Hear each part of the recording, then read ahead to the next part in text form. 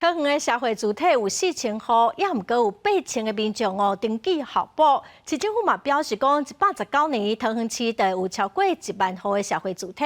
关心居住正义的民间团体是认为讲，政府将对社会主体包租代管，佮有租金补贴这的资源分配，应该爱个检讨，重新来评估。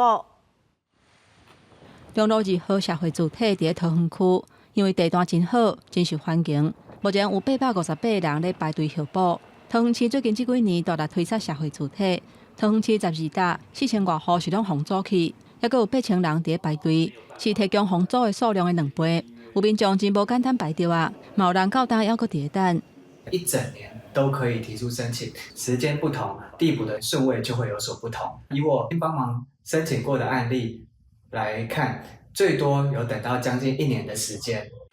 目前桃园社会主体候补的名单有8000人，台北去大排队的人数前3名拢伫人口上侪桃园区，分别是中路2号有858个人，中路4号有796个人，中路1号有793个人。也若排队排上少的平地1号，嘛有267个人咧等。